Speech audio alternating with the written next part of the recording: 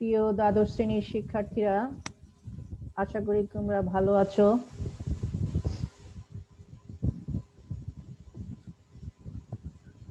সুস্থ আছো। আজকে তোমাদের সেমিকন্ডাক্টর চ্যাপ্টারের সেকেন্ড ক্লাস, দ্বিতীয় ক্লাস। আশা করি তোমরা প্রথম ক্লাসে অংশগ্রহণ করেছো, দেখেছো ভিডিওটা। এবার দ্বিতীয় ক্লাসটা তোমরা লক্ষ্য করবে। আমি প্রথমেই আজকে টপিক শুরু করব, একমুখীকরণ রেকটিফিকেশন কি, এই জিনিসটা নিয়ে আলোচনা করব। একমুখীকরণ কি বা রেকটিফিকেশন কি? এসি ভোল্টেজকে ডিসি ভোল্টেজে রূপান্তর করার পদ্ধতিটাই হলো রেকটিফিকেশন।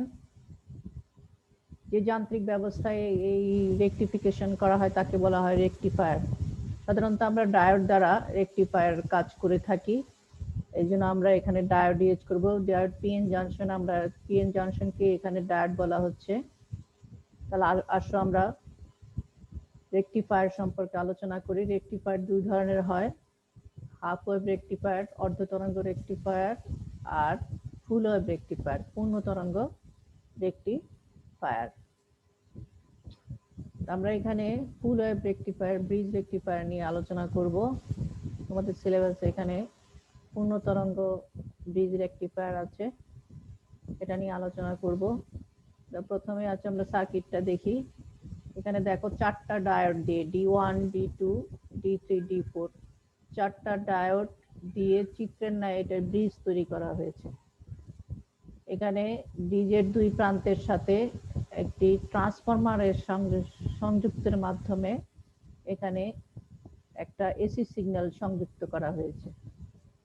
আর ব্রিজের অপর দুই প্রান্তের সাথে আউটপুট বর্তনী, এটা হলো ইনপুট বর্তনী, এটা হলো আউটপুট বর্তনী। কারেন্ট রেজিস্টারের মাধ্যমে, লোড রেজিস্টার বলা হয় এটাকে, লোড রেজিস্টারের মাধ্যমে আউটপুটটাকে সংযুক্ত করা হয়েছে। তো প্রথমে আমরা এই যে এসি সিগন্যালে দেখো পজিটিভ হাফ সাইকেল থাকবে, আবার নেগেটিভ হাফ সাইকেল থাকবে। প্রথমে পজিটিভ হাফ সাইকেলের জন্য এখানে পিটা হলো পজিটিভ টার্মিনাল আর কিউটা নেগেটিভ টার্মিনাল হিসেবে কাজ করে। তখন ডায়োড D1 ও D3, দেখো ছবিতে, ডায়োড D1 ও D3 সম্মুখ বায়াস প্রাপ্ত হয়। সম্মুখ বায়াস প্রাপ্ত হওয়ার কারণে ডায়োড D1, D2 মাধ্যম দিয়ে তড়িৎ প্রবাহ চলে এবং দেখো এ থেকে বি দিকে গিয়ে আমরা আউটপুট বর্তনীতে আরএল রেজিস্টারের মাধ্যমে আমরা আউটপুট ভোল্টেজটা পাই, আউটপুট সিগন্যালটা আমরা এখানে পাই। এটা হলো পজিটিভ হাফ সাইকেলের জন্য। নেগেটিভ এখন নেগেটিভ হাফ সাইকেলের জন্য দেখা যাচ্ছে যে এই পি প্রান্তটা মাইনাস হয়ে যাচ্ছে আর পি প্রান্তটা পজিটিভ হয়ে যাচ্ছে। তখন ডায়োড D1, D3 রিভার্স বায়াসে পরিণত হয়, D2 আর D4 তখন ফরওয়ার্ড বায়াসে পরিণত হয়। ফরওয়ার্ড বায়াসে পরিণত হওয়ার কারণে D1, D4, D2 মাধ্যমে কারেন্ট এ প্রান্ত দিয়ে বি প্রান্তের দিকে প্রবাহিত হয়ে আরএল রেজিস্টারের মাধ্যমে আমরা আউটপুট ভোল্টেজটা, বহির্গামী ভোল্টেজটা পাচ্ছি। এভাবে ফুল ওয়েভ রেকটিফায়ারটা কাজ করে।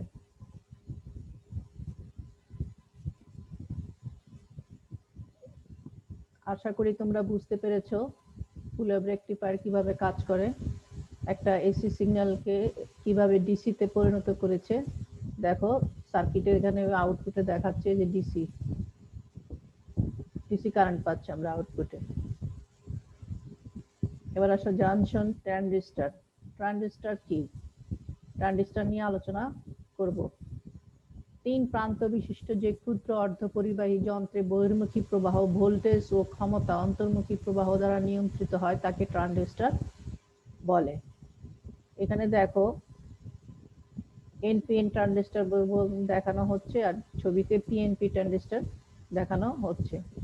একটি পি টাইপ সেমিকন্ডাক্টরের দুই পাশে এন টাইপ সেমিকন্ডাক্টর সংযুক্ত করে পি টাইপটাকে স্যান্ডউইচের মতো মাঝখানে রেখে তৈরি করা হয়েছে এনপিএন। আর পিএনপি হলো এন টাইপ সেমিকন্ডাক্টরটাকে মাঝখানে রেখে দুই পাশে পি টাইপ সেমিকন্ডাক্টর দুটি সংযুক্ত করে স্যান্ডউইচের মতো করে এখানে পিএনপি ট্রানজিস্টর তৈরি করা হয়েছে। এখানে দেখো ট্রানজিস্টরের 3টা টার্মিনাল থাকে, নিঃসারক, পিট ও সংগ্রাহক। নিঃসারককে এমিটার, পিটটা হলো বেস, সংগ্রাহক হলো কালেক্টর আমরা বলছি। এমিটার দেখো ট্রানজিস্টরের এক পাশের অংশ যে আধান সরবরাহ করে একে এমিটার বলা হচ্ছে। এটাকে এই অংশটা আমরা আধান সরবরাহকারী হিসেবে আমরা এমিটারকে দেখব। এই এমিটারকে সবসময় বেজের সাপেক্ষে সবসময় সম্মুখ বায়াজে সংযোগ দেওয়া হয়। আর কালেক্টরকে বেজের সাপেক্ষে সবসময় বিমুখী বায়াজে সংযুক্ত করা হয়। দেখো সংগ্রাহক, ট্রানজিস্টর অন্য পাশের অংশ যা আধান সংগ্রহ করে, এই জন্য এটাকে সংগ্রাহক বলা হচ্ছে। সংগ্রাহককে সর্বদা বিমুখী বায়াজে সংযোগ দেওয়া হয়। পিট বা ভূমি, নিঃসারক ও সংগ্রাহকের মাঝের অংশকে আমরা ভূমি বা পিট বলা হচ্ছে, এটা হলো বেস, এটাকে বলা হচ্ছে বেস। ট্রানজিস্টরের পিট নিঃসারক জাংশন সম্মুখ বায়াস প্রদান করা হয় যাতে করে নিঃসারক বর্তনীর রোধ সবসময় কম হয়। সংগ্রাহক বর্তনীর রোধ বৃদ্ধি করতে পিট সংগ্রাহক জাংশনে বিমুখী বায়াস প্রদান করা হয়ে থাকে।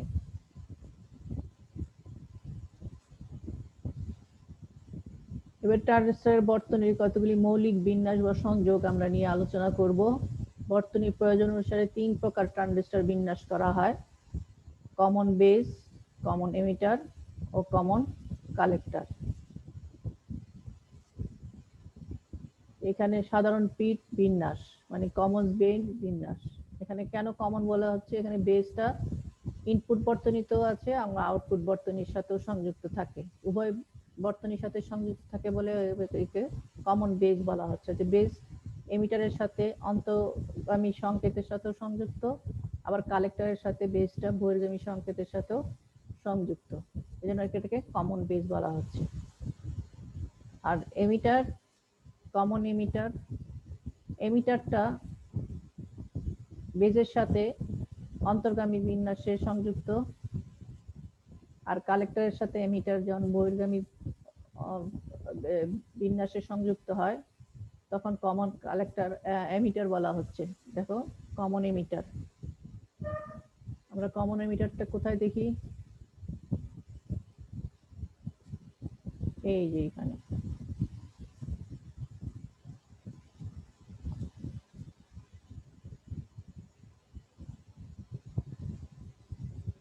এটা common base, common emitter, common collector. এবার আসো ট্রানজিস্টরের তড়িতের প্রবাহ। কিভাবে ট্রানজিস্টরের তড়িৎ প্রবাহ হচ্ছে তা আমরা একটু আলোচনা করি। NPN ট্রানজিস্টরের কার্যনীতি।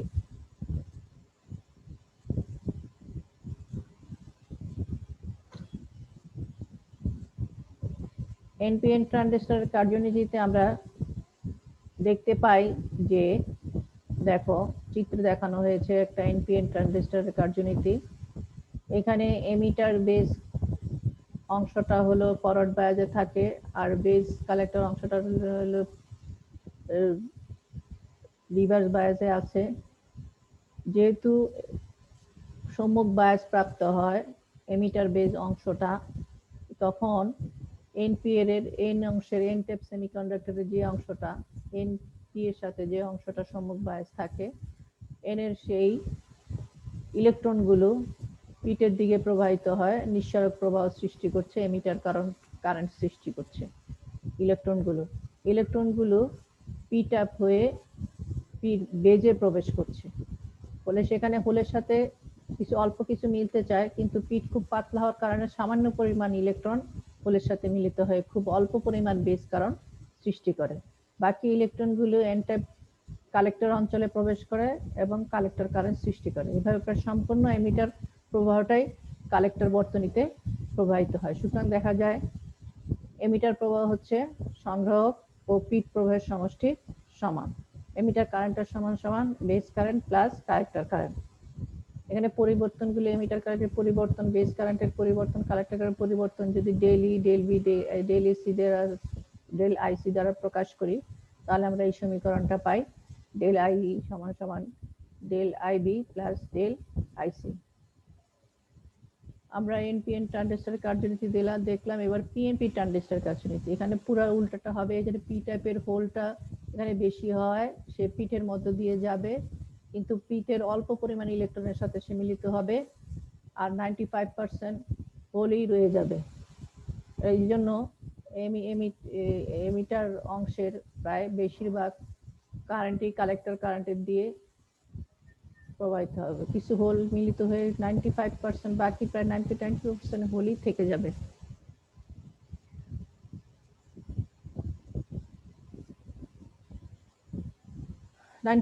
Five percent হোলই P tap সংগ্রাহক অঞ্চলে প্রবেশ করে সংগ্রাহক কারণের সৃষ্টি করে। এইভাবে আমরা কালেক্টর কারেন্টটা পাই। অ্যাম্পলিফায়ার বা বিবর্ধক হিসেবে ট্রানজিস্টর কিভাবে কাজ করে আমরা এখানে আলোচনা করব। যে যন্ত্র অন্তর্গামী প্রদত্ত সংকেতকে বহির্গামীতে বিবর্তিত করে তাকে বলা হয় অ্যাম্পলিফায়ার। আমরা একটা এনপিএন ট্রানজিস্টর অ্যাম্পলিফায়ার সার্কিট এখানে বর্তনীতে দেখানো হয়েছে। এখানে দেখো এনপিএন ট্রানজিস্টর, এটা হলো বেস, এটা এমিটার, এটা কালেক্টর। Base, emitter, collector. এখানে একটা অন্তর্গামী ইনপুট সিগন্যাল দেওয়া হচ্ছে।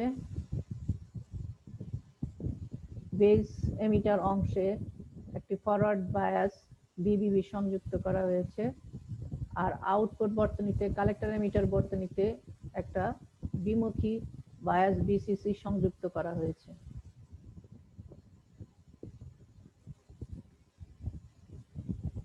এখন ধনাত্মক এই এসি সিগন্যালের ধনাত্মক অংশের জন্য অর্ধচক্রের জন্য জাংশনের সম্মুখ বায়াস বৃদ্ধি পায়, ফলে অধিক পরিমাণ ইলেকট্রন, আমরা যেহেতু এনপিএন ট্রানজিস্টর, অধিক পরিমাণ ইলেকট্রন পিঠের মধ্য দিয়ে কালেক্টরে প্রবাহিত হয় এবং কালেক্টর কারেন্ট প্রবাহ বৃদ্ধি পায়। এই বেড়ে যাওয়ার সংগ্রাহক কারণ লোড রেজিস্টারের মাধ্যমে আমরা বিভব পতন সৃষ্টি করে এবং বহির্গামীতে অধিক ভোল্টেজ পাওয়া যায়। আর নেগেটিভ হাফ সাইকেলের জন্য এখানে সম্মুখ বায়াস হ্রাস পায়, সংগ্রাহক প্রবাহ কমে যায়, বহির্গামী ভোল্টেজও হ্রাস পায়, কিন্তু অন্তর্গামী থেকে বেশি হয়। এভাবে ট্রানজিস্টর কোন দুর্বল সংকেতকে অ্যাম্পলিফাই বা বিবর্তিত করে।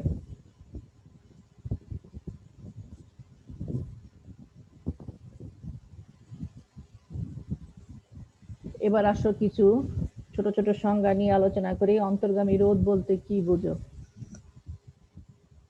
যখন কালেক্টর এমিটার ভোল্টেজটা ধ্রুব থাকে তখন বেস এমিটার ভোল্টেজের সাথে বেস কারেন্টের যে অনুপাত পরিবর্তন হয়, পরিবর্তনের অনুপাত, সেটাকে বলা হয় অন্তর্গামী রোধ।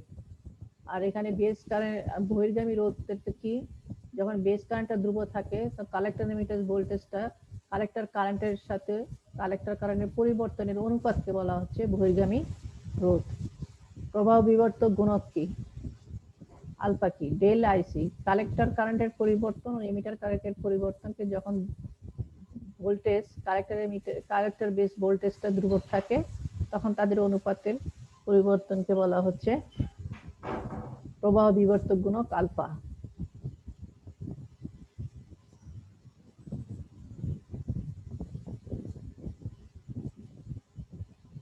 প্রবাহ লাভ কি? কালেক্টর কারেন্ট ও বেস কারেন্টের পরিবর্তনের অনুপাতকে যখন কালেক্টর এমিটার ভোল্টেজটা ধ্রুবক থাকে তখন তাকে বলা হচ্ছে প্রবাহ লাভ বিটা।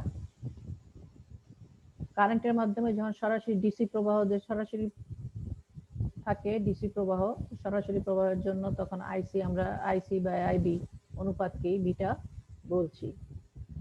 ভোল্টেজ লাভ বা ভোল্টেজ গেইন। ভোল্টেজ গেইন হচ্ছে কালেক্টর এমিটার ভোল্টেজ ও বেস এমিটার ভোল্টেজের পরিবর্তনকে বি আউটপুট আর বি ইনপুট, বহির্গামী প্রবাহের পরিবর্তন ও অন্তর্গামী প্রবাহের পরিবর্তনের সাথে ভার রোধ গুণ করে যে অংশটা পাওয়া যাচ্ছে সেখানে আমরা ভোল্টেজ লাভ গেইন পাচ্ছি। দেখো del IC into R L, del IB into R I. V সমান সমান এটা আমরা পাচ্ছি, ভি আউট সমান সমান ভি ইন সমান সমান base current into R I পাচ্ছি। তাহলে এখানে ভোল্টেজ লাভের ইকুয়েশনটা এখানে এভাবে পাওয়া যায়। প্রবাহ লাভ বিটা সমান সমান আবার del IC by del IB. তাহলে বি এ আমরা প্রবাহ লাভ বি এটা হলো ভোল্টেজ গেইন। ভোল্টেজ গেইন সমান সমান তাহলে পাচ্ছি beta into R L by R I. ক্ষমতা লাভ বা পাওয়ার গেইনটা কি? ক্ষমতা লাভ হলো বহির্গতিক ক্ষমতা বা অন্তর্গামী ক্ষমতার অনুপাতকে। আবার ক্ষমতা পি সমান সমান আই স্কয়ার আর। তাহলে পি আউটপুট, ক্ষমতা আউটপুটের আমরা পাচ্ছি del IC collector current square into R L, আর ইনপুটের ক্ষমতা পাচ্ছি del IB square into base current into এখানে আর আই ইনপুট রোধ। তাহলে পি এ আমরা সমীকরণ দিয়ে পাচ্ছি B del IC square into R L del IB square into R I অনুপাত beta square into R L by R I. তাহলে beta আমরা এখানে beta into beta plus R L by R L, এইটা আবার B A, অতএব beta into B A, B A সমান সমান beta into B এ, ক্ষমতা লাভ সমান সমান প্রবাহ লাভ আর একটু ভোল্টেজ লাভ পাচ্ছি।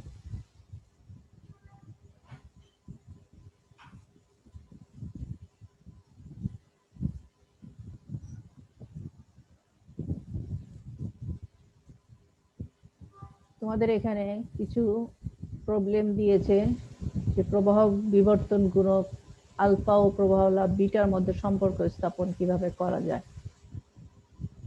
ট্রানজিস্টরের ক্ষেত্রে আমরা জানি এমিটার প্রবাহ সমান সমান পিট প্রবাহ প্লাস কালেক্টর প্রবাহ, এমিটার প্রবাহ base current plus collector current, সেখান থেকে পরিবর্তনটা আমরা বসালাম del E equal to del IB plus del IC, সেখান থেকে ডেল বি আইবি বের করলাম, ডেল আইবি বের করে আমরা বিটা জানি del IC by del IB, এখানে ডেল আইবি কে মান বসালাম ডেল আইসির সাপেক্ষে, সেখান থেকে আমরা বিটার মান ডেল আই দিয়ে উপরে নিচে ভাগ করে বিটার আমরা পেলাম এটা, এখান থেকে আলফার মান বসিয়ে বিটা সমান সমান পাই আলফা ওয়ান মাইনাস আলফা। এখান থেকে বিটা থেকে আবার এই অংশে আসা যায় alpha equal to beta by one plus beta, beta সমান সমান alpha divided by one minus beta, আর আলফা সমান সমান আলফা বিটার সাথে সম্পর্ক হলো beta by one plus beta.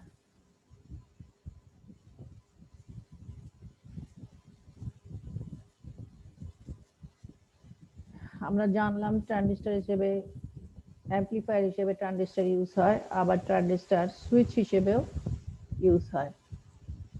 Speed বা ভূমি বর্তনীতে যদি তড়িৎ প্রবাহ না থাকে তখন ট্রানজিস্টর অফ থাকে, তখন এই অবস্থায় ট্রানজিস্টরকে অন এবং অফ করা যেতে পারে। স্পিড প্রবাহ ব্যবহার করে আমরা পরিবর্তন ঘটিয়ে অন ও অফ করা যেতে পারে, এই জন্য ট্রানজিস্টরকে সুইচ হিসেবে ব্যবহার করা যায়। কি কিভাবে ব্যবহার করা যায়? আলোক চালিত সুইচ হিসেবে ব্যবহার করা যায়, তাপ চালিত সুইচ ও শব্দ চালিত সুইচ। এখানে ছবিতে আমরা একটা আলোক চালিত সুইচ ট্রানজিস্টরের সুইচ সার্কিট দিয়েছি, দেখো এই হলো ট্রানজিস্টর বেস এমিটার কালেক্টর, এর সাথে একটা এলডিআর ফটো রেজিস্টার সংযুক্ত আছে বর্তনীতে, আর ভোল্টেজ ডিভাইডার আছে, এখানে বিভব বিভাজক 1 কিলো ওহম আছে, এখানে 10 কিলো ওহম আছে সংযুক্ত হয়েছে, শ্রেণীতে সংযুক্ত করা হয়েছে। অন্ধকারে যখন ফটো রেজিস্টারের রোধ হয় 1 মেগা ওহম, এর ফলে উৎস ভোল্টেজের খুব সামান্য অংশ আর রোধের দুই প্রান্তে পাওয়া যায়, এতে করে পিট প্রবাহ খুবই সামান্য হয় যা ট্রানজিস্টরকে অন করতে পারে না। ফলে উজ্জ্বল আলোতে ফটো রেজিস্টারের রোধ মাত্র কয়েকশো ওহম হয়, তখন দুই প্রান্তের ভোল্টেজ আর দুই প্রান্তের ভোল্টেজ বৃদ্ধি পায় এবং তখন পিট প্রবাহটা আমরা পেয়ে যাই, তখন বাল্বটা জ্বলে ওঠে। এভাবে ফটো রেজিস্টার ও আর এর অবস্থান বিনিময় করলে অন্ধকার বাল্ব জ্বলে উঠবে ও আলোতে বাল্ব নিভে যাবে। যদি আবার স্থান পরিবর্তন করি তখন আবার আলোতে বাল্বটা নিভে যাবে আর অন্ধকারে জ্বলে উঠবে।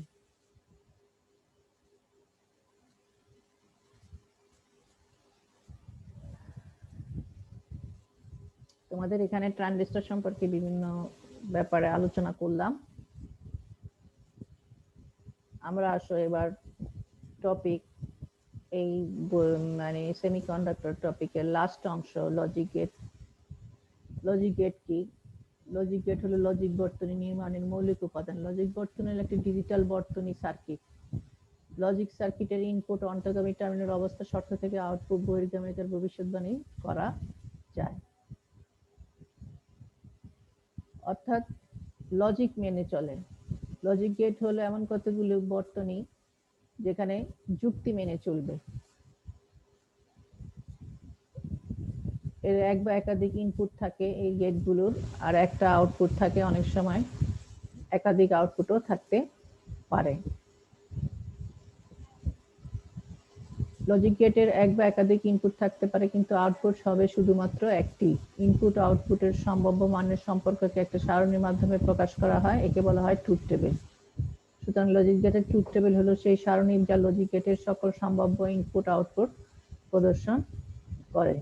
ইলেকট্রনিক তিনটা মৌলিক গেট হলো অর গেট, অ্যান্ড গেট ও নট গেট। তো আমরা আসলে প্রথমে অর গেট সম্পর্কে একটু আলোচনা করি।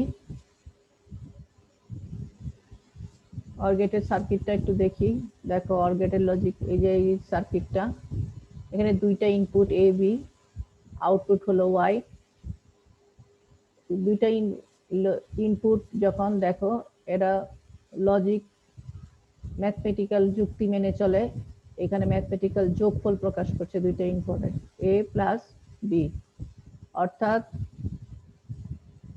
এ যখন অন থাকবে, বি যদি অফ থাকে, তাহলেও আমরা আউটপুটটা পাবো। আবার বি যদি অন থাকে, এ যদি অফ থাকে, তাহলে আমরা আউটপুট পাবো। অনেক সময় দুইটা অন থাকলে আমরা আউটপুট পাবো, কিন্তু দুইটা অফ থাকলে আবার আউটপুট পাবো না।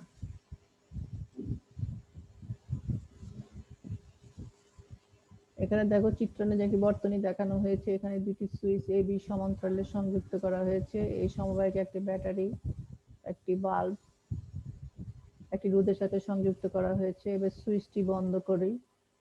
সুইচটি যদি বন্ধ করি, এই সুইচটি খুলে বি সুইচটি বন্ধ করি, এবার একসঙ্গে এ বি সুইচটি বন্ধ করি, তাহলে কি দেখা যায় সেটা দেখে আমরা অর গেটের ব্যবহার প্রয়োগ করতে পারি। এখানে লেখা সুইচ খোলা অবস্থায় বাইনারি আমরা 0, এ বি যখন খোলা বাইনারি মানে 0, তখন আলো জ্বলছে না। না, যখন সুইচটা খোলা 0, বি ইনপুটটা বন্ধ, বি সুইচটা বন্ধ, তার মানে 1, তাহলে আলো জ্বলছে হা। বন্ধ অবস্থায় 1, খোলা অবস্থায় 0, তাহলে হা জ্বলছে। বন্ধ অবস্থায় 1, এই বন্ধ বন্ধ, আমরা তখন হা জ্বলছে। এভাবে আমরা দেখে ট্রুথ টেবিলটা পেতে পারি। দেখো 0 0 0 যোগ এ বি যোগ করলে যা পাচ্ছি 0, আবার এ বি যোগ করলে 0 প্লাস 1 1 পাচ্ছি, 1 প্লাস 0 1 পাচ্ছি, 1 1 1 পাচ্ছি। এভাবে ওয়ার গেট অপারেশন বুলিয়ান রাশিমালা বা প্রকাশ করে y equal to a plus b। And gate, আমরা অর গেটে দেখলাম দুইটা ইনপুটের যোগফল। এবার অ্যান্ড গেটে দেখো কি দেখি, আউটপুটে হলো গুণফল প্রকাশ করে। এই দেখো বর্তনী সার্কিট, আগের সার্কিটে এখানে যে কোনো একটা অফ থাকলে পুরাটাই অফ থাকবে, যখন দুইটাই জ্বলতে হবে, দুইটা জ্বললেই আমরা এখানে লাইটটা বাল্বটা দেখতে পাবো জ্বলে। তাহলে এন্ড গেটের কিরকম বুলিয়ান ট্রুথ টেবিল আসে দেখো, যখন দুইটাই 0 0 পাই, যখন একটা 1 থাকে তখনও 0 পাই, এ যখন 1 থাকে বি যখন 0 তখনও 0 পাই, যখন দুইটাই অন অবস্থা থাকে তখন আমরা একমাত্র একবারই আমরা এখানে পাচ্ছি। নট গেট, নট গেটে দেখো, নট গেট একটি ইনপুট একটি আউটপুট থাকে, একটা ইনপুট একটা আউটপুট থাকে।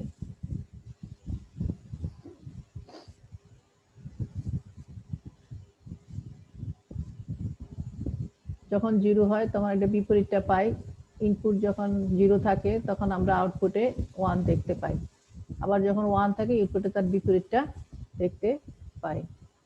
প্রথম ক্ষেত্রে বাল্বটি জ্বলবে, দ্বিতীয় ক্ষেত্রে বাল্বটি জ্বলবে না। কোথায় দেখলাম আমরা নট গেটটা? তাহলে ট্রুথ টেবিল কি দেখো, আমরা পাচ্ছি এ যখন এ বার ইকুয়াল টু ওয়াই, আউটপুটের অর্থ এ বার অর্থ ওয়াই এর বিপরীত। তাহলে এ যখন 0 ওয়াই তখন এ বার হবে, অর্থ 1। আর এ যখন 1 ওয়াই হলো এ বার হবে, তখন হলো 0। আমরা অনেকগুলো গেটের সমবায় দেখতে পাই, ন্যান্ড গেট, নর গেট, এক্সঅর গেট, এক্স নর গেট।